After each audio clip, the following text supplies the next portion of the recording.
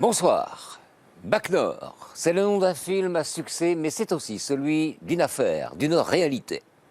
En octobre 2012, pas moins de 33 policiers de la Bac Nord de Marseille sont interpellés, soupçonnés de corruption, racket, trafic de drogue et enrichissement personnel. Certains se retrouvent sous les verrous. Un coup de filet spectaculaire pour assainir une unité d'élite aux méthodes parfois limites. À l'époque, magistrats, politiques et journalistes rivalisent de superlatifs. Ripoux, bande organisée, gangrène. Le scandale est parti pour secouer toute la police française. Mais peu à peu, le doute s'immisce. Si les policiers ont commis des actes aussi graves, pourquoi l'enquête peine-t-elle à établir des preuves? La brigade n'est-elle pas l'otage d'une guerre des chefs? Comment faire le tri entre les faits et les rumeurs? Le 12 avril 2021 à Marseille, s'ouvre le procès des flics présumés ripoux de la Bac Nord. 18 fonctionnaires attendent de passer à la barre. C'est l'un des plus gros scandales que la police française ait connu ces dernières années. Il y a d'abord eu la déferlante médiatique qui les a traités comme des truands. Ceux qui sont dépositaires de la loi sont aujourd'hui des corrompus, des ripoux. C'est des policiers qui ont franchi la barrière et qui ne font plus partie dans notre cœur de policiers. C'est des voyous. Puis le film Phénomène Bac Nord qui en a fait des héros de cinéma. Voici maintenant la véritable histoire de la Bac Nord.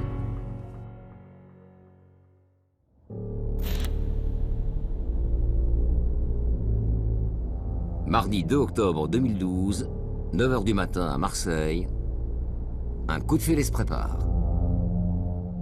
On est debout tous les deux avec mon mari et on entend police, police, mais très très fort. J'y crois pas, sur le coup, j'ai même du mal à y croire. Laetitia J. est femme de policier. Ce jour-là, elle ne s'attendait pas à voir débarquer l'IGPN, l'inspection générale de la police nationale. Je réalise que c'est grave quand je vois dans quel état on met ma maison. C'est pire qu'un cambriolage. Le lit retourné, les draps jetés par terre. Ils dévissaient même les jouets de ma fille. Dans ma chambre, les dessous qui sont par terre, les habits. La maison est sans dessus-dessous. Les inspecteurs sont persuadés de trouver de l'argent et de la drogue. Et voilà que sous le compteur électrique, ils tombent sur des barrettes de cannabis. 78 grammes exactement.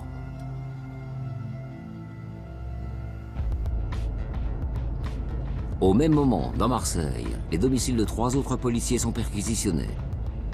Tous appartiennent à la brigade anticriminalité des quartiers nord de la ville, la Bac Nord. La police des polices fouille ensuite le commissariat de la brigade. Les enquêteurs s'intéressent d'abord aux vestiaires. Dans les casiers, ils trouvent de l'argent liquide, des bijoux, un sac de luxe de contrefaçon et 400 grammes de résine de cannabis. Puis ils inspectent les faux plafonds et là, ils découvrent encore des sachets de hashish. 33 policiers sont suspendus, la moitié des effectifs de la Bac Nord. Un cataclysme dans la police marseillaise.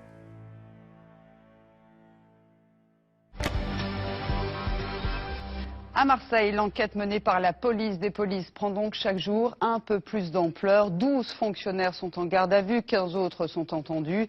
Les perquisitions menées ces dernières heures sont accablantes. Les 12 fonctionnaires présumés ripoux ont été entendus toute la journée.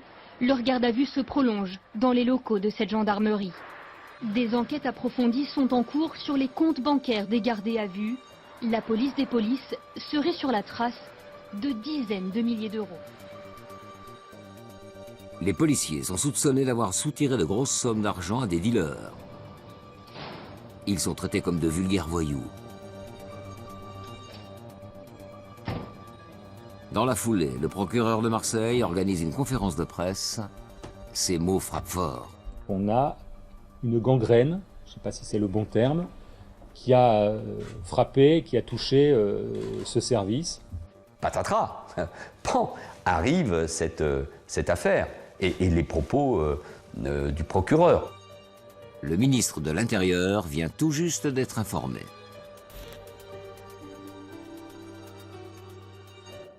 Les faits sont particulièrement graves et donc je prends conscience du choc que cela peut procurer. Mais il n'y a pas d'autre choix que de prendre des décisions fortes. Manuel Valls décide aussitôt de dissoudre la BAC Nord. Une mesure exceptionnelle. Devant les journalistes, le ministre use lui aussi des mots les plus durs. Il n'y a pas de place dans la police pour ceux qui se détournent des règles, pour ceux qui salissent l'uniforme de la police. Merci. Mon souci, c'est qu'on comprenne que l'action de la police sur Marseille, en général, mais sur Marseille, ne va pas être entravée, entachée, salie par ces agissements. Les 12 policiers incriminés passent 4 jours en garde à vue, un délai habituellement réservé au grand banditisme. Puis le couperet tombe, 7 d'entre eux partent pour la prison. À l'intérieur du véhicule, encadré par des enquêteurs de l'IGPN, un policier de la BAC. Il quitte le palais de justice pour la prison, comme 6 autres de ses collègues. Devant le tribunal, les policiers, la famille, accusent le coup. Là, j'avais tout son dossier et je fais tout tomber par terre. Toutes les feuilles, je les fais tomber par terre parce que j'y crois pas.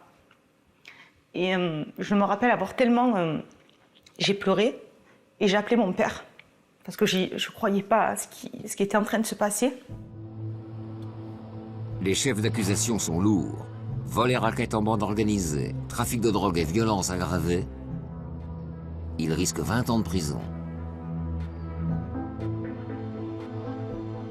Que s'est-il passé pour que la BAC Nord, considérée jusque-là comme la meilleure BAC de France, soit décimée du jour au lendemain? S'entendre dire qu'il a sale uniforme, c'est la pire des insultes. Ces flics sont-ils vraiment des ripoux? Ou ne font-ils que répondre à la pression de leur hiérarchie? Il fallait bricoler, il fallait parfois mentir pour arriver à mener notre mission de policier de terrain. Ils ne sont pas cadrés.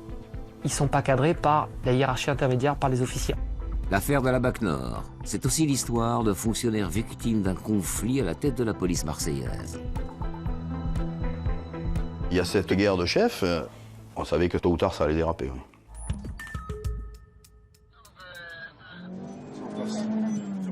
Quartier de Frévalon dans le 13e arrondissement, il est 11 h. Le trafic de cannabis a déjà débuté. Le dealer aura tout juste le temps de disparaître dans les escaliers. À l'automne 2011, moins d'un an avant les arrestations, une équipe de télévision locale filme le quotidien de la BAC Nord. Aucun des policiers filmés ne sera mis en examen. Il n'a pas eu le temps de prendre sa sacoche, il ne devait pas l'avoir autour. Tu as vu, il a laissé des téléphones portables et tout. Bon, pour nous, ce sera une saisie sèche sans l'individu, quoi. Ah, de la bœuf. Voilà, voilà. Des journées dopées à l'adrénaline. Leur mission se limite à attraper les délinquants en flagrant délit, à faire du saut-dessus, comme disent ces policiers. C'est des chiens de chasse. Ils attendent, ils flairent, ils trouvent, ils prennent, ils ramènent. Ils excellent dans ça. Leur terrain de chasse, ce sont les quartiers nord de la ville et leurs cités délabrées. Là où se concentre la pauvreté. Le trafic de cannabis y prospère, à ciel ouvert. À cette époque, le brigadier-chef Lamola côtoie la BAC Nord sur le terrain.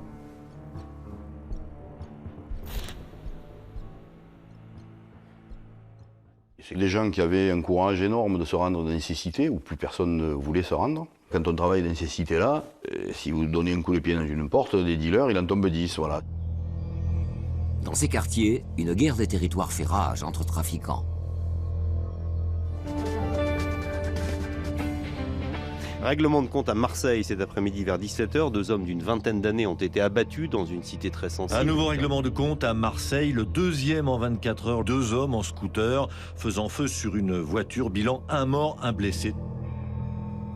Sur ce terrain cabossé, les baqueux, comme on dit dans le jargon, apparaissent comme des héros pour les uns, des cow-boys sans gêne pour les autres. Mais aux yeux de leur hiérarchie, la BAC Nord est surtout la championne du chiffre, la reine des arrestations. C'était à l'époque la meilleure BAC de France avec 4500 interpellations par an. On était soumis à cette époque-là, et il l'était encore plus que moi, à cette politique du chiffre. Donc avec une pression terrible de la hiérarchie, faire toujours plus d'interpellations, ça a été vraiment pour moi un désastre. Chaque équipe de la BAC Nord doit réaliser 2 interpellations par jour. Et pas n'importe lesquelles. Dans cette note de 2010, qui n'a jamais été rendue publique, le chef de la brigade détaille des objectifs surprenants, infraction par infraction. Chaque patrouille doit notamment réaliser 60 arrestations par an pour vol de véhicules ou encore 42 pour trafic de stupéfiants.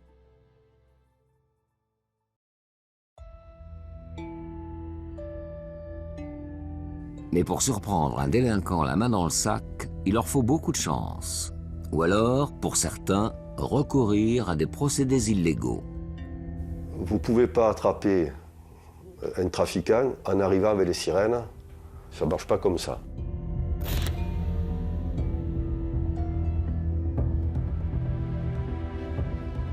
Illustration en janvier 2012. Ce jour-là, les membres de la BAC Nord font l'actualité grâce à une saisie record de 10 Kalachnikov.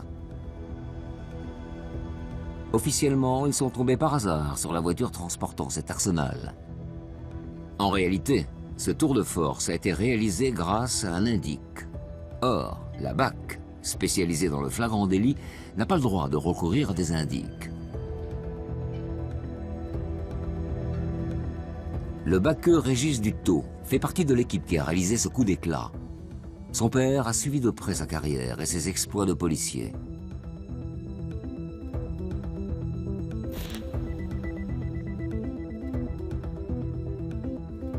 Il se souvient du concert de louanges qui a salué la saisie des Kalachnikov. Bon, là, les autorités se sont félicitées de cette opération. Il y a eu une conférence de presse, il y avait le procureur d'Alès, il y avait le préfet de police, il y avait tout le monde. Ils ont félicité la BAC, etc. Mais personne ne s'est posé la question comment ce service-là est tombé sur cette voiture. Bon, sauf que c'est parce qu'il y a eu une info par un indique. Voilà, donc ce sont les indiques qui servent à ça. À la BAC, Régis Dutot a son propre indique. Il le paie avec du cannabis récupéré au cours des interpellations. Là encore, ça lui est interdit. Comme il n'allait pas les payer avec son salaire, il y a cette façon de faire qui n'est pas légale, mais qui n'est pas non plus tellement inconnue de l'ensemble de la hiérarchie. Ce procédé lui a valu d'être mis en examen pour détention de stupéfiants lors du scandale de la BAC Nord. Tout le monde savait que Régis Dutot avait un informateur. Et tout le monde savait que la BAC ne disposait pas des deniers permettant de rémunérer un informateur. Il savait pertinemment qu'il se débrouillait un peu comme il pouvait pour rémunérer son informateur. Ça n'intéressait personne de se poser des questions. Peu importe les méthodes employées, l'important c'est le résultat. Et celui-ci réjouit la hiérarchie. Les officiers ont bien conscience des contraintes qu'ils font subir à ces fonctionnaires au quotidien. En contrepartie, ils leur laissent les coudées franches.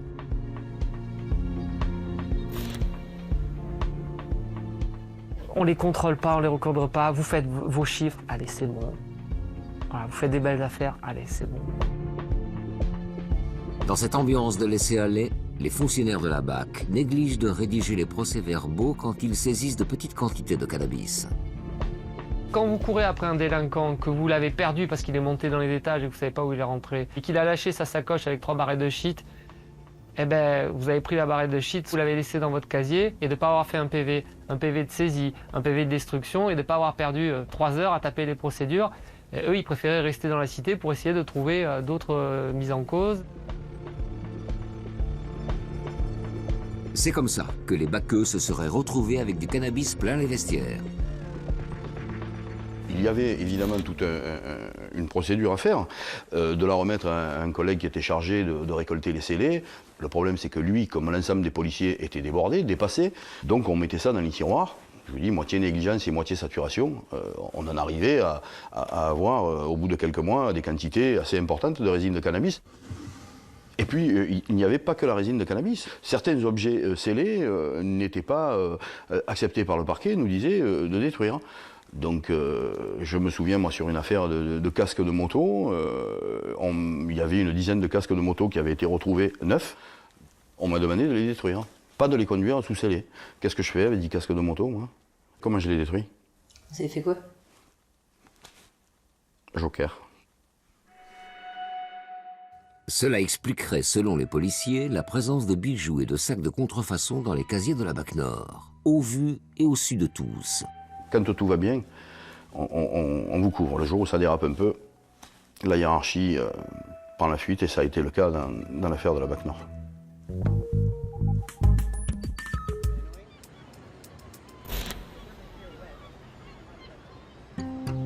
Les prémices du scandale remontent à l'automne 2009. 3 ans avant les arrestations dans le secteur de la Porte d'Aix. Tout est parti d'un militant associatif de ce quartier très pauvre du centre-ville.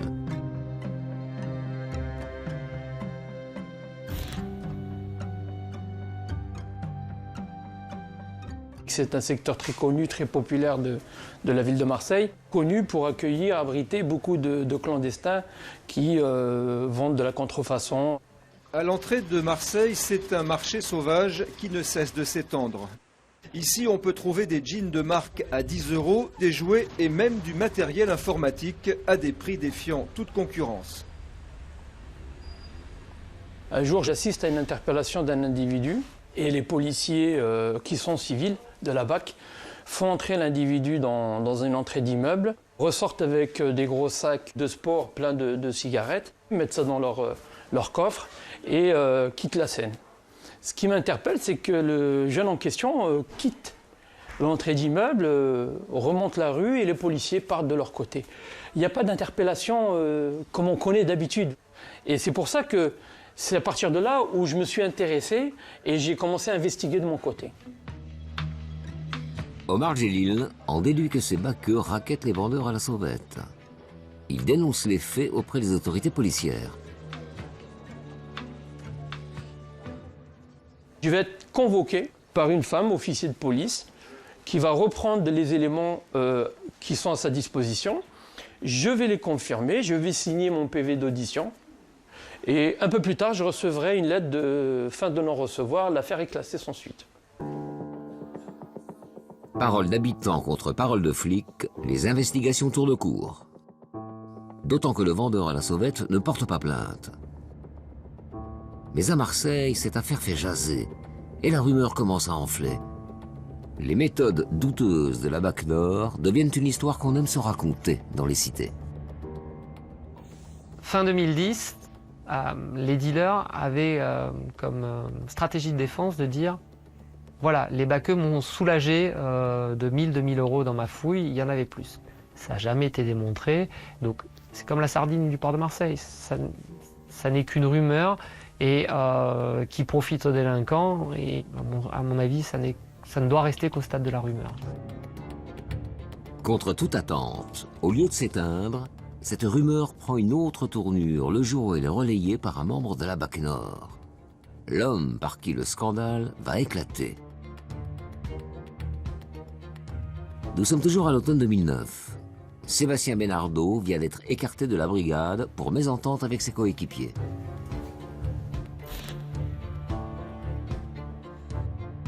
Quand j'arrive à la BAC, il y avait déjà un groupe avec lequel je ne m'entendais pas du tout. Il y avait juste le fait que je suis une personne à part entière, que j'ai mon franc-parler. Je disais juste haut et fort tout ce que tout le monde pensait.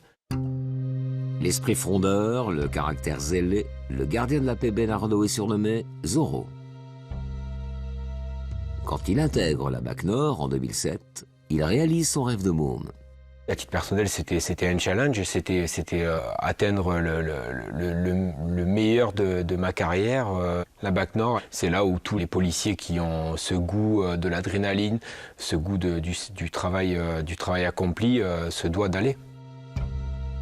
Sa mutation est d'autant plus dure à vivre. Lui reviennent alors en tête les petites combines de ses collègues sur lesquelles il aurait fermé les yeux. S'il y a moyen de récupérer un paquet de clopes pour aller éviter de l'acheter à 10 €, ben ils le font, point. Et c'est pas de l'enrichissement personnel où ils récupèrent des 3, 4 000, des 10 000 euros. C'est des petites sommes au quotidien qui vous servent pour vos cigarettes. C'est juste pour éviter de sortir de l'argent de leur poche. Sébastien Benardo entend lui aussi les dealers se plaindre de raquettes. Il n'est jamais témoin direct, mais il se forge une conviction. Un dealer qui se fait alpaguer par un autre groupe de la BAC qui nous dit on m'a dépouillé ma sacoche, etc. Et, je vois pas l'intérêt de dire ça si ça n'a pas été effectif.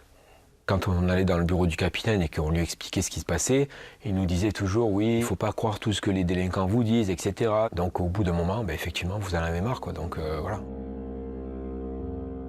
Dès lors, le policier n'a de cesse de dénoncer ses anciens collègues. Pendant des mois, personne ne le prend au sérieux, jusqu'à sa rencontre avec un homme très haut placé. Le 31 août 2011, Marseille change de préfet délégué à la sécurité. À 9 mois de l'élection présidentielle, le président Nicolas Sarkozy s'inquiète. Dans la cité phocéenne, les chiffres de la délinquance sont mauvais. Depuis le début de l'année, les vols à main armée ont augmenté de 40%. Marseille est une vitrine en matière de sécurité. Ces piètres résultats risquent d'être au cœur de la future campagne. Le chef de l'État dépêche donc l'un de ses fidèles pour sauver son bilan. Le nouveau sauveur, c'est lui. C'est en tout cas ce qu'espère le gouvernement. Alain Gardère, 54 ans, chargé de remettre de l'ordre dans la cité phocéenne. Présenté en grande pompe hier par le ministre, le tout nouveau préfet a pris ses fonctions officiellement ce matin. Pour marquer le coup dans l'opinion, le ministre de l'Intérieur, Claude Guéant, est venu lui-même installer le nouveau préfet. Alain Gardère a pour mission d'agir vite et que cela se voit. C'est la première fois qu'il s'exprime sur l'affaire de la BAC Nord.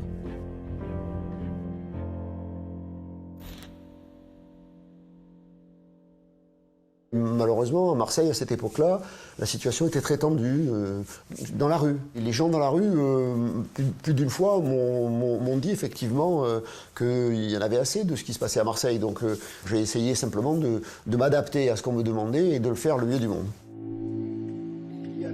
Volontaire et direct. Un peu trop peut-être. Dès les premiers jours, le préfet agace les patrons de la police marseillaise. À l'entendre, on le prendrait de haut uniquement parce qu'il est issu de la préfecture de police de Paris. Les gens en province, parfois, on regarde la préfecture de police d'un air un peu jaloux et aussi envieux. Voilà, donc c'était pas forcément la chose la plus... ce qu'ont apprécié le plus les directeurs en place, quoi. Cette image me desservait plutôt que de me servir. Voilà. Le nouveau préfet a peu de prise sur les chefs locaux de la police. Il se sent entravé dans son action.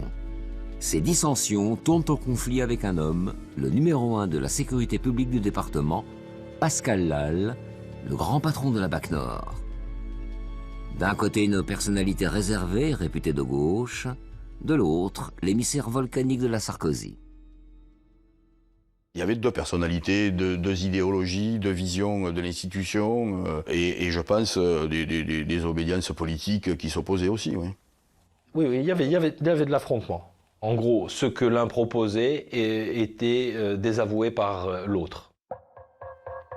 Une semaine après sa prise de fonction, monsieur le préfet est invité à manger un couscous chez des habitants des quartiers nord. Il s'avère que je suis né en Algérie. J'ai vécu 6 ans. Et comme à Marseille, il y a beaucoup de gens qui sont issus de l'Algérie, ils sont venus spontanément me parler. Voilà. Et ils m'ont dit que parfois, les policiers, au quotidien, ne se comportaient pas bien vis-à-vis des dealers et leur prenaient parfois les produits stupéfiants ou leur argent. Ça m'a déstabilisé. C'est à ce niveau-là que j'ai décidé d'agir. Les accusations visent la BAC Nord. Alain Gardère sait pertinemment que cette unité fait la fierté de son adversaire, Pascal Lal. Alors, quelques semaines plus tard, quand le préfet reçoit un appel de l'ancien baqueux Sébastien Benardo, il le convoque immédiatement.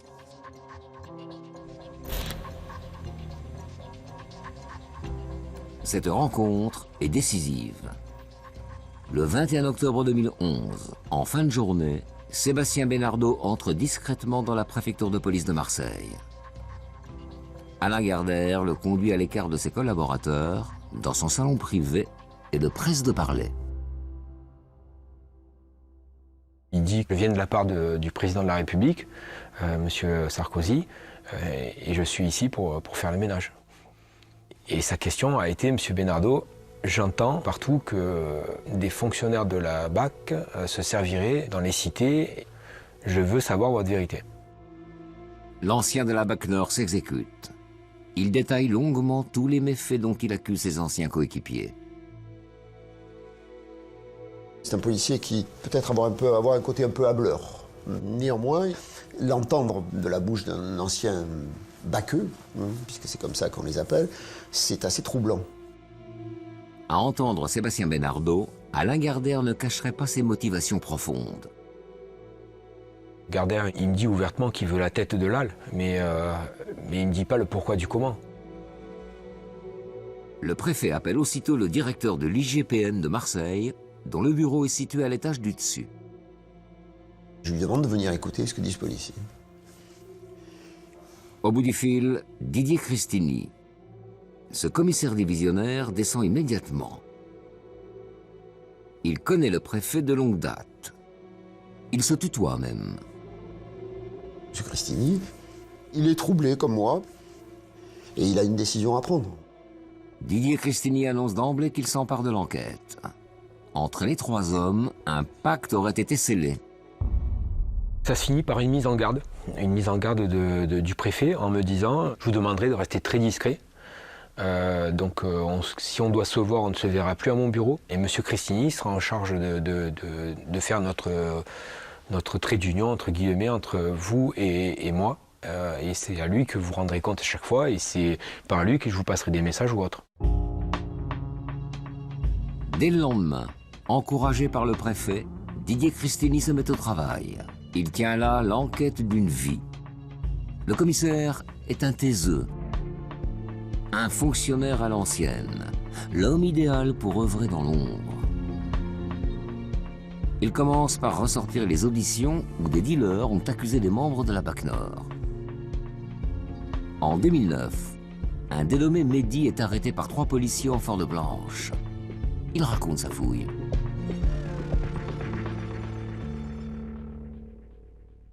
Un policier a trouvé la somme de 400 à 500 € en espèces. Il a pris l'argent en le mettant dans sa poche en disant « C'est bon, tu n'as plus de sous ». 2 ans plus tard, en 2011, un certain Abdellah transporte 35 000 € dans une boîte à chaussures. Un policier a alors extrait une poignée de billets. Il a mis cet argent dans une sacoche qu'il portait en bandoulière. J'ai compris qu'il m'avait volé environ 5 000 €. Ces 2 dealers n'ont pas porté plainte. Didier Christini ne peut rien en tirer. Pour faire avancer son enquête, il va donc s'appuyer sur Sébastien Benardo.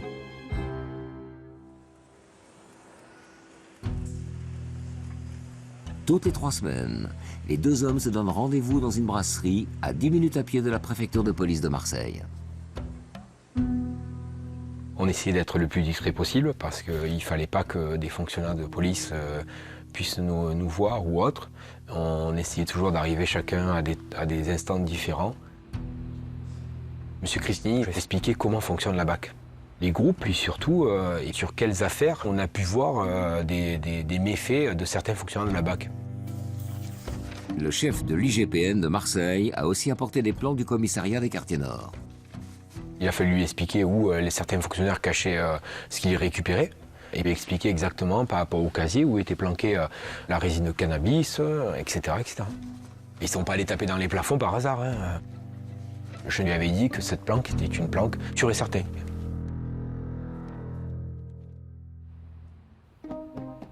Si l'ancien de la BAC Nord s'investit autant, c'est par esprit de revanche, bien sûr, mais aussi pour sauver sa peau. Quelques semaines auparavant, Sébastien Benardo a été sanctionné pour avoir rédigé lui-même le PV de cambriolage de sa maison. J'ai eu la bonne idée de l'envoyer à mon assurance avec mon écriture. Donc ils ont reconnu mon écriture et donc c'est comme ça que que j'ai été sanctionné pour faux usage de faux en écriture publique. Et effectivement, avec le recul, je me dis grosse erreur. Il risque la révocation. En échange de sa collaboration, le préfet Alain Gardère lui aurait fait une promesse. Il m'a dit quelque chose qui est très important pour moi dans ma vie. Il m'a dit, Monsieur Benardo, je n'ai qu'une parole. Et vous inquiétez pas, ni le DDSP, ni qui que ce soit aura votre tête ici tant que je serai préfet. Benardo, il attend de vous une protection, expliquez-moi.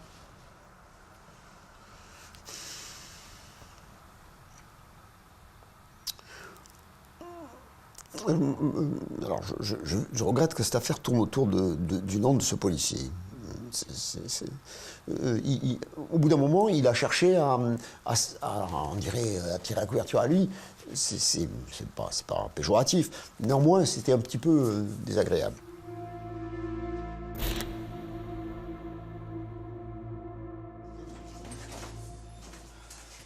De son côté, le patron de l'IGPN de Marseille met un coup d'accélérateur à son enquête. On le découvre dans ce reportage qui ne concerne pas la BAC Nord et qui a été tourné quelques mois plus tard sur son lieu de travail. Le 6 janvier 2012, Didier Cristini place sur écoute le téléphone de 9 membres de la BAC Nord. Le commissaire consigne patiemment chacune de leurs conversations. Le secret est jusque-là bien gardé.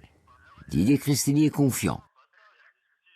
Mais à peine un mois plus tard, un événement chamboule tous ses plans. Le 26 janvier 2012, le magazine Le Point publie un article au titre sans équivoque. Des ripoux à la BAC des quartiers nord. Il dévoile l'existence de l'enquête de l'IGPN. Cette révélation fait l'effet d'un coup de tonnerre à Marseille. Le préfet Alain Gardère est furieux. C'est irresponsable de faire un article comme celui-là. Ça veut dire que les policiers sont avertis, puis à partir de là, on ne saura plus rien. Si par hasard ils avaient dans leur action du quotidien une action qui n'était pas recommandable, ils arrêtent, puis c'est tout. C'est simple. Dès 8h30, ce matin-là, les téléphones de la BAC Nord sonnent de toutes parts. Un chef de groupe, placé sur écoute, appelle son collègue. Tu as vu l'article? À mon avis, on va se faire démonter le cul. Je suis allé voir sur Internet. Alors, qu'est-ce qu'il dit? En gros, il détaille pas, il parle des ripoux de la BAC Nord. Ah, ma foi. Donc j'espère qu'il n'y a pas eu des transpirations. Jusqu'à la parution du Point, Pascal Lal, l'adversaire du préfet, ne savait rien de l'enquête de la police des polices. Et il comprend tout de suite la menace. Si l'affaire explose, c'est toute son action de terrain qui sera entachée. Le jour même, à 16h30, le directeur de la police marseillaise convoque en urgence les chefs de groupe de la BAC Nord. Pascal Lal fixe son auditoire avec gravité. Il n'y a pas de fumée sans feu, assène-t-il d'un ton cinglant. Si des têtes doivent tomber, ce seront les vôtres, pas la mienne. À eux, désormais, de mieux contrôler leurs troupes. Monsieur Lal avait dit, maintenant, la presse vous a à l'œil, faites attention. Voilà. Et moi, je vous ai à l'œil, donc je veux plus d'écart. Il avait été rappelé à l'ordre, donc il risquait pas de faire un pas de travers. Une heure après cette réunion, l'un des chefs de groupe placés sur écoute appelle l'un de ses collègues. Bon, j'ai réuni les gars que j'avais. Je leur ai dit, moi, des affaires de stup, j'en veux plus. Déjà pour commencer. Ou alors carré. Si c'est pas carré, je prends pas. Le mec, il est interpellé, on fait comme d'habitude. On le ramène avec ce qu'il a, et puis c'est fini. Voilà. Bon, on parlera mieux demain. Le chef de l'IGPN accuse le coup. Il écrit au procureur de Marseille. La diffusion de l'article du Point vite connu des policiers de la BAC Nord a encore accru la méfiance qu'ils avaient vis-à-vis du téléphone. Mais le commissaire ne lâche rien, bien au contraire. Pour relancer son enquête, Didier Cristini demande de recourir à des moyens exceptionnels, la mise sur écoute des voitures de la BAC Nord. Pour cela, il a besoin de l'aide du préfet. Je trouve que c'est un gros dispositif. C'est un gros dispositif. quelque chose que, on va dire, je n'avais pas connu. Voilà. Donc je pensais même pas que c'était possible, pour tout vous dire. Voilà. Ouais. Ça veut dire, sonoriser des voitures, c'est compliqué, techniquement. Alain Gardère use de toute son influence pour discrètement mettre en place ce placement sur écoute. Il fait d'abord rentrer au garage les 6 véhicules de patrouille pour révision.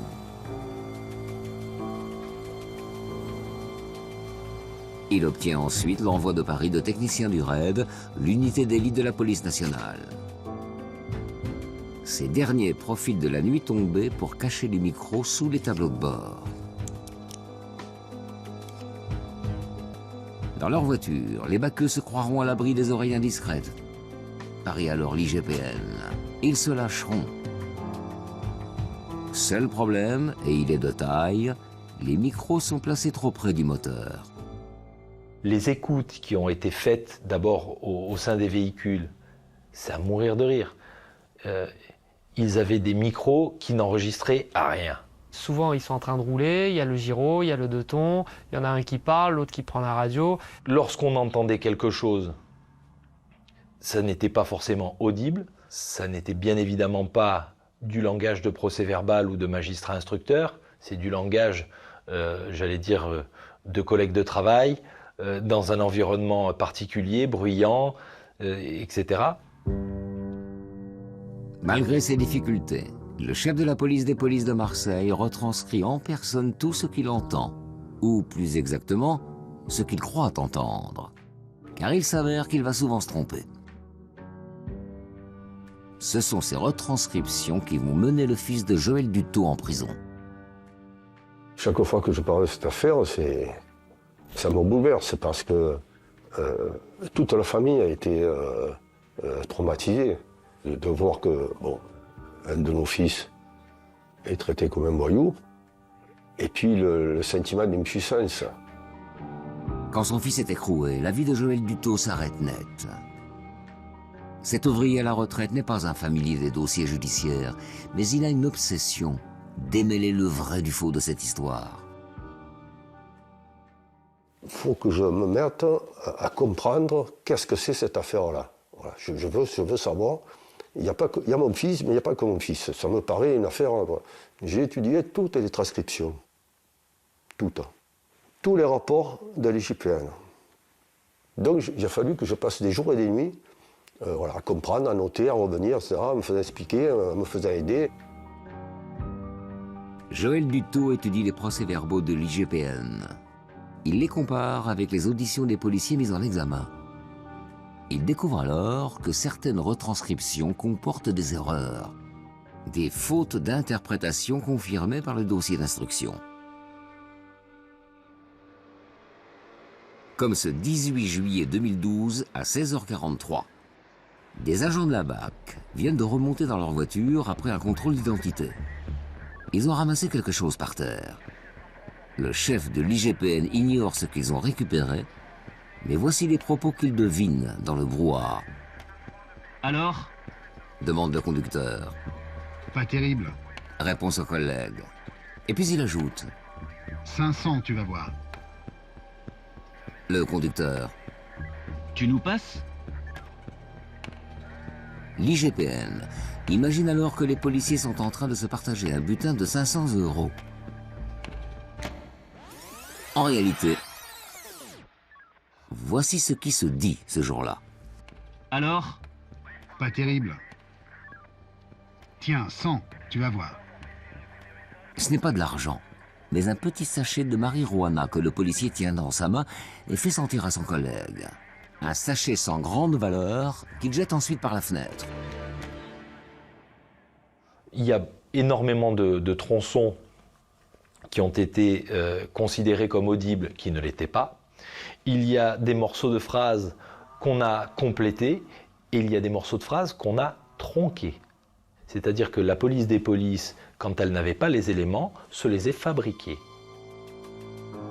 Au moment où Didier Cristini fait ses retranscriptions, il a tellement de mal à entendre ce qui se dit dans les voitures qu'il demande l'aide d'un laboratoire spécialisé en analyse acoustique.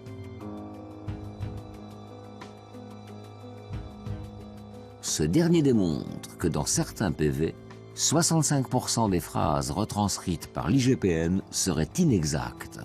Dans un premier temps, la police des polices n'aurait pas tenu compte de cette expertise. Ce qui doit prévaloir, c'est l'expertise. Parce que c'est le laboratoire qui a les moyens scientifiques et techniques pour essayer d'isoler les bruits. Voilà. Je ne comprends toujours pas pourquoi reste dans le dossier la transcription originelle de l'IGPN alors qu'elle ne correspond pas à la réalité. Voilà, ça moi, je ne sais pas, je ne comprends pas.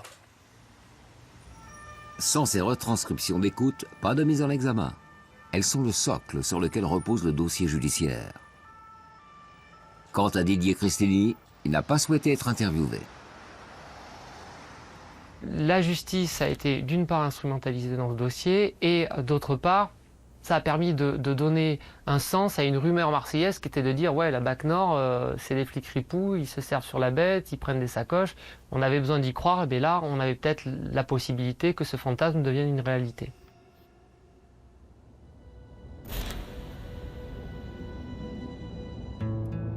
Revenons à l'automne 2012, après la série d'arrestations. Les 7 policiers de la BAC incarcérés passent près de 3 mois en détention provisoire. À leur sortie de prison, ils retournent au travail dans les rangs de la police, à l'exception de 3 d'entre eux qui sont révoqués, dont le mari de Laetitia J, licencié pour avoir payé son indique avec du cannabis. Ah ben il a pleuré, hein. Ah oui, ça a été terrible pour lui. La révocation, pour lui, à mon avis, c'est son pire jour. Autant moi, ça a été la perquisition, l'entrée en prison, tout ça. Lui, je pense que la pire des choses, ça a été la révocation. Il n'y croyait pas du tout. C'est pas possible d'être lâché comme ça. Pour certains, ils en veulent toujours à l'administration, de ne pas les avoir protégés.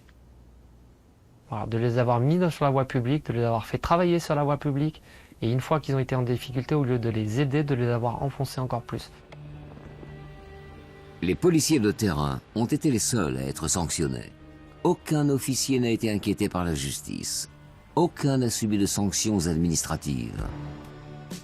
Pascal Lal, l'un des chefs de la police marseillaise, est monté en grade. Il a été promu au sein du ministère de l'Intérieur, directeur de toute la sécurité publique du territoire. Après la défaite de Nicolas Sarkozy à la présidentielle, le préfet Alain Gardère a été muté à la sûreté de l'aéroport de Roissy. Il est aujourd'hui mis en examen dans une affaire qui n'est pas liée à la BAC Nord, pour abus d'autorité et détournement de fonds publics. Quant à l'ancien baqueux, Sébastien Benardo, à l'origine des dénonciations, il n'a pas réussi à sauver son matricule. Il a été lui aussi révoqué de la police.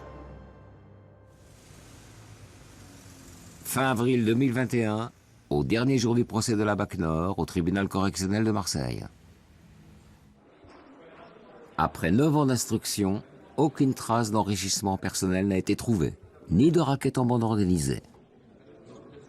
Les 18 policiers sont jugés pour détention de stupéfiants, vol de cigarettes et pour l'un d'entre eux, du vol de 540 €. Là, rien n'était retrouvé, il n'y a pas eu d'enrichissement personnel. Ils sont déontologiquement parfois à côté de la plaque. Ils sont procéduralement parfois à côté de la plaque. Je suis d'accord, les barrettes, ok. Mais au final, on a la police qu'on peut. À l'issue du procès, 7 policiers sont relaxés, 11 condamnés à des peines allant de 2 mois à 1 an de prison avec sursis. À la sortie, la pression retombe enfin.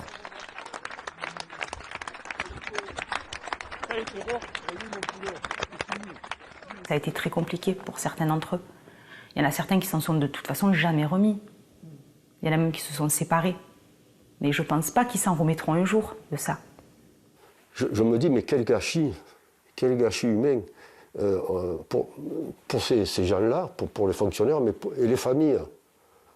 10 ans, où vous attendez 10 ans pour en arriver là. C'est dommageable, oui. C'est dommageable. C'est dommageable. C'est une mauvaise affaire pour tout le monde. Pour la police, pour les policiers, une mauvaise affaire. C'est une très mauvaise affaire. Mais 11 ans plus tard, qu'est-ce que les gens ont retenu? Cette affaire n'est pas encore finie. Le parquet a fait appel. 12 policiers repasseront devant les juges en septembre prochain. Et cette enquête n'est pas terminée. Nous allons revenir sur cette politique du chiffre appliquée à l'époque dans toute la police nationale et en particulier à la BAC Nord grâce à un document que nous nous sommes procurés. En attendant, je vous présente mes invités. Louise Fessard, bonsoir. Bonsoir. Vous étiez journaliste à Marseille à l'époque des faits. Vous travailliez alors pour Mediapart et vous étiez présente lors des conseils disciplinaires des policiers. Vous nous direz comment vous vous êtes retrouvée là et ce que vous en avez retenu. Rémi Mana, bonsoir. Bonsoir. Vous êtes secrétaire d'Alliance Police Nationale des Bouches-du-Rhône. Le syndicat est majoritaire à la BAC de Marseille et vous vous êtes beaucoup investi pour la défense des policiers incriminés. Alors j'ai envie de retourner la question que le préfet Gardère posait tout à l'heure. 10 ans après, qu'est-ce qu'on en retient? Autrement dit, ces policiers sont-ils, à vos yeux, coupables ou victimes, Louise Fessard? Pour moi, il y a eu des dysfonctionnements graves de la part de ces policiers dans leur pratique quotidienne. Mais ce qui s'est abattu sur eux ensuite était clairement disproportionné par rapport aux faits. Et c'est sans doute lié au fait qu'il y avait eu des prises de position très fortes à l'époque du procureur de la République et puis du ministre de l'Intérieur et une sorte d'emballement. Et les faits ont ensuite été démontés lors de l'enquête pour une grande partie. Mais le principal problème, c'est que comme d'habitude, comme souvent dans ces affaires de police, comme c'est le cas aussi dans les affaires de violences policières, on s'attaque plutôt à quelques fonctionnaires qui sont considérés comme des brebis galeuses plutôt que de poser les questions de fond. Et ce qui est dommage, c'est que suite à cette affaire, les questions de fond n'ont pas vraiment été posées, c'est-à-dire comment on intervient dans les quartiers, comment on fait face à des trafics de stupéfiants qui sont aussi colossaux et qui minent la vie des habitants et des habitantes des quartiers. Et là-dessus, la France est restée sur une position uniquement répressive et que ces questions de fond-là n'ont pas été ensuite posées. Rémi Mana, même question. Victime ou coupable? Vous savez, je suis policier, donc je considère que c'est des grandes victimes. Effectivement, ils ont été victimes d'un système. Ils ont été victimes d'hommes qui se faisaient une guerre. Et j'ai envie d'avoir une pensée, moi, aujourd'hui, pour tous ces policiers qui souffrent, et surtout leurs familles, qui souffrent depuis 10 ans. Et quand on voit le reportage que vous avez fait, et d'ailleurs je vous félicite pour ce reportage, parce qu'enfin, un reportage qui dit la vérité. Enfin, un reportage qui dit des choses que les policiers savaient. Et pourtant, les policiers de la BAC ont refusé d'intervenir dans le documentaire.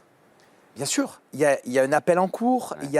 ça va passer à fin du mois de septembre. Vous comprenez bien que la justice va encore passer par là, continue à faire son travail, et ces policiers ne peuvent pas aujourd'hui intervenir. Alors, est-ce qu'on ne doit pas prendre parfois justement quelques libertés avec les règles lorsqu'on travaille sur un terrain aussi difficile que les quartiers nord de Marseille? En d'autres termes, est-ce que la fin justifie parfois les moyens? Vous savez, on est dans les quartiers nord de Marseille, et c'est la BAC Nord de Marseille. Ce sont des quartiers extrêmement difficiles. J'ai jamais vu personne faire une omelette sans casser des œufs. Aujourd'hui, quand on veut travailler avec ces gens-là en face de nous, si on arrive en leur disant « Messieurs, mettez-vous sur le côté, on va vous contrôler », ça ne fonctionne pas. Si on croit qu'on va arriver dans une cité, qu'on va faire 3 kilos de produits stupéfiants, comme ça, par hasard, ça ne marche pas. Aujourd'hui, il y avait un système qui était mis en place, c'est-à-dire qu'on avait besoin d'indics pour travailler dans la police. On a toujours besoin d'indics. Mais dites-moi, la BAC a le droit d'avoir des indics? Bien sûr, mais alors, comment fait-on? C'est très facile de dire ça et de penser ça. Pourquoi? Ces policiers de la BAC avaient fait des affaires exceptionnelles, avec une affaire, où ils avaient levé 10 armes de guerre, on les avait grâce à des indics. Et là, tout le monde applaudissait des deux mains, tout le monde donnait des lettres de félicitations et tout le monde disait c'est les meilleurs policiers de France, parce qu'il faut le rappeler, c'était la meilleure BAC de France au niveau des résultats. Donc vous en avez quand même, vous n'avez pas le droit, mais vous en avez quand même. Bien sûr qu'on a besoin d'avoir des indics, c'est ça la vie de la police, c'est ça la vie l'insécurité en France, on ne la combat pas en arrivant dans des cités et en pensant qu'on va interpeller les gros dealers. C'est pas possible. Il y a une fin qui justifie les moyens. On demandait effectivement, il y avait une politique du chiffre à l'époque. On y reviendra sur la politique du chiffre. Et il est évident que quand on veut faire des belles affaires, on a besoin d'avoir des informations. Et les informateurs demandaient parfois des contreparties. Et effectivement, ces policiers, en première instance, certains ont été condamnés parce qu'ils donnaient des barrettes de shit à des informateurs qui permettaient de faire des belles affaires. Mais quand la police dit qu'elle n'est pas au courant de ça, c'est pas vrai. C'est pas vrai. Tout le monde est au courant de ça dans le système policier. Louis Spessard, vous étiez spécialiste des questions de police, justement. Alors, on a vu que Marseille bruissait de rumeurs sur les méthodes de la BAC Nord. Les policiers auraient gardé pour eux de la marchandise de contrebande, saisie, de la drogue, des coupures de billets. Est-ce que vous avez recueilli des témoignages allant dans ce sens? Est-ce qu'il s'agissait seulement de rumeurs ou d'une réalité? Non, moi, je n'ai pas recueilli de témoignages allant dans ce sens. Il y avait eu des plaintes, effectivement, avant l'affaire de la BAC Nord, de dealers qui étaient remontés dans la hiérarchie policière, mais qui n'avaient pas pu donner lieu à une vérification. Voilà, donc, si ça s'est passé, les dealers ou les petites frappes n'ont pas osé porter plainte. Donc, par définition, on ne l'a pas su, peut-être. C'est une possibilité. Mais en tout cas, à partir du moment où, derrière, il n'y a pas eu de condamnation dans ce sens. C'est resté au stade de la rumeur. Alors, vous parliez de la politique du chiffre. On a vu qu'à l'origine des dérives, il y a cette politique mise en place par Nicolas Sarkozy et la pression qu'elle génère. Alors, je vous propose tout de suite d'écouter le témoignage de Marc Lamola, l'ancien policier de Marseille, que nous avons vu dans le documentaire, justement. J'ai vu réellement la police changer, moi, à partir de la mise en place de cette politique-là. On a réellement vu les services se fourvoyer, les missions être dénaturées et avoir malheureusement des policiers qui adhéraient complètement à cette politique pour l'obtention d'une prime dérisoire qui varie entre 500 et 1000 euros par an. Voilà. Donc ça a été vraiment pour moi un désastre. Et de voir la police que j'ai aimée se paupériser de cette manière-là, parce que je pense que c'est une paupérisation du service public. Et de voir les missions, notamment de la BAC, être totalement dénaturées. Ça fonctionne encore aujourd'hui comme ça. Aujourd'hui, on quantifie l'efficacité de la police par rapport au nombre d'interpellations et au nombre de procès-verbaux relevés. Voilà, il faut interpeller, pour faire du chiffre, et que ces chiffres soient présentés tous les lundis en préfecture et qui remontent jusqu'au ministère. La police est devenue un enjeu électoral. Alors, avant de vous faire réagir, j'ai en main la note de service que l'on voit dans le documentaire, celle qui fixe aux policiers des objectifs en affaires. Ça, c'est l'expression, objectif en affaires. Alors, c'est en 2010. Chaque groupe de policiers doit intervenir 17 fois par an pour des vols avec violence, 12 fois par an pour des vols avec effraction, 60 fois par an pour vol véhicule et 2 roues et 25 fois par an pour recel. Alors, évidemment, quand on part sur ce poste-là, c'est un peu compliqué. Si on n'atteint pas les objectifs, comment on fait? Alors déjà, ces notes de service, elles n'ont plus lieu d'être dans la police. Elles n'existent plus en des termes si précis. Mais Marc Lamola l'a bien dit, on est toujours jugé en fonction des chiffres qu'on va faire, surtout quand on est en bac. Il ne faut pas se leurrer. Alors, vous allez avoir des meilleurs fonctionnaires qui ont 70 interpellations par mois, mais des interpellations qui sont un petit peu bidons. Et vous allez avoir les mecs qui vont faire 25 cambriolages, qui sont des interpellations qui sont extrêmement intéressantes et très difficiles à effectuer, et qui, eux, vont être moins bien jugés, parce qu'effectivement, ils vont rapporter moins d'interpellations. Ça, c'est le système qui dérive dans le mauvais sens. Ça n'existe plus, vous me dites. Mais à l'époque des faits de la BAC Nord, ça existait. Oui, ça existait parce que c'était le début de cette politique du chiffre, effectivement mis en place par Nicolas Sarkozy à l'époque. Alors, moi, ça me laisse penser qu'en faisant des choses comme ça, on ne fait pas confiance aux policiers. Croyez bien que si on voit des individus au volant d'un véhicule volé, on ne va pas les laisser passer. Si on voit des individus qui sont en train de cambrioler un appartement, on ne va pas le laisser passer. On n'a pas besoin d'avoir des chiffres et des statistiques pour travailler. Les policiers sont fiers de leur métier et ils ont envie de faire ce pourquoi ils sont payés. Louis Spessard, vous avez assisté, je le disais tout à l'heure, au conseil disciplinaire devant lequel les policiers en question incriminés ont été traduits. Comment vous êtes-vous retrouvée dans cette intimité professionnelle et policière? C'était assez inédit. Il faut savoir que les conseils de discipline ne sont pas ouverts à la presse, normalement. Mais il y a la possibilité pour les policiers en fait, de faire intervenir des personnes en tant que défenseurs ou défenseuses. Et donc ces personnes, ça peut être n'importe qui. Ça peut être classiquement un avocat ou un syndicaliste, mais ça peut être aussi un ami. Et dans ce cadre-là, en fait, c'est dans ce cadre-là que par une sorte de faille en fait, que j'ai pu assister à ces conseils de discipline en tant qu'observatrice. Et moi, j'ai fait derrière mon travail de journaliste, c'est-à-dire de rapporter ce que j'avais vu et entendu surtout. Alors précisément, qu'avez-vous vu, qu'avez-vous entendu, quelle était l'ambiance, le comportement des policiers et leur hiérarchie? C'était une ambiance très très tendue puisque ces policiers y jouaient leur vie professionnelle lors de ces conseils de discipline. C'est des policiers qui, 1 an avant, avaient vécu pour certains 2 mois et demi de détention avant de pouvoir ensuite, après plusieurs mois de suspension, reprendre des fonctions policières à l'extérieur de Marseille la plupart du temps. Et donc c'était vraiment une ambiance très tendue.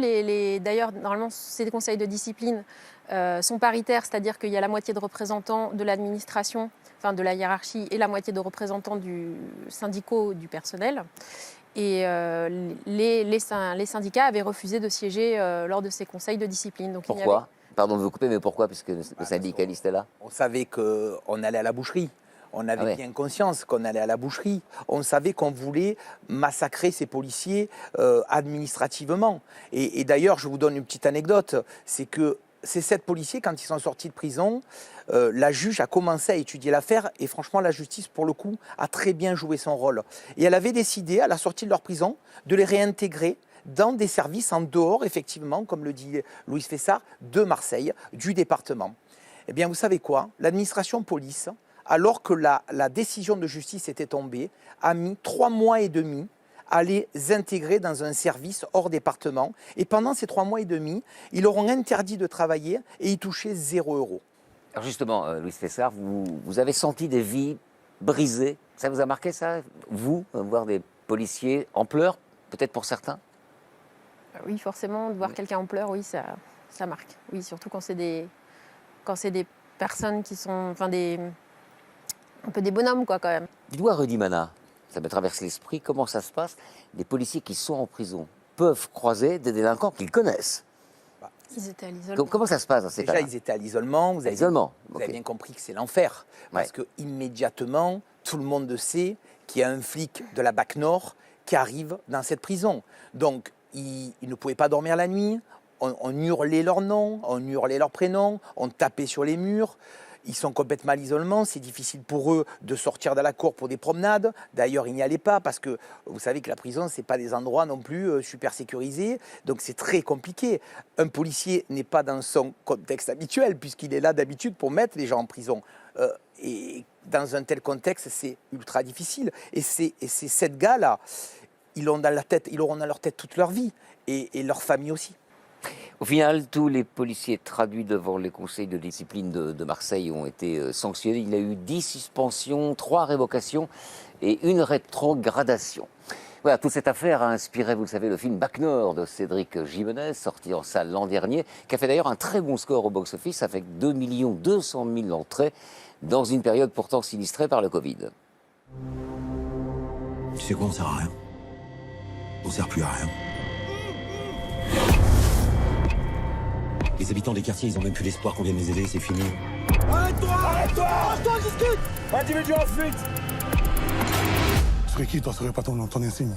Tu serais quoi? Tu serais quoi? Tu serais rien? Précisons que certains policiers impliqués ont servi de conseillers techniques à l'équipe et pour l'équipe du film. Alors, Rudy Mana, proche de la réalité ou pas, ce film? Oui, il y a une partie qui est très très proche de la réalité, il y a une partie qui est bien évidemment... Formatrice comme celle qui existe dans le film serait certainement plutôt une informatrice de la police judiciaire qui serait immatriculée, etc., qu'une informatrice de la BAC.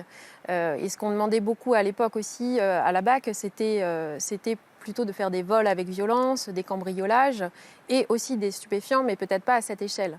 Et par ailleurs, sur le niveau de violence dans les quartiers, il y avait effectivement un vrai courage physique de ces fonctionnaires à rentrer dans ces cités parce qu'ils pouvaient se prendre toutes sortes de choses sur la tête. Et c'est arrivé, il y a eu des blessures. Mais les tirs sur des policiers, ça reste quand même quelque chose de très rare dans les quartiers nord de Marseille.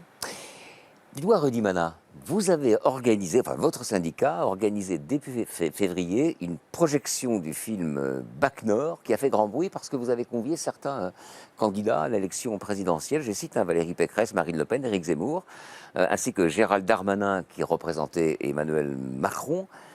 Quel était le but de cette projection? Alors déjà, on a convié tous les candidats à l'élection présidentielle, sauf un, Jean-Luc Mélenchon, par rapport à ses propos ignobles sur la police. Tous les autres candidats étaient conviés, tous. Certains ont décliné l'invitation et d'autres l'ont accepté.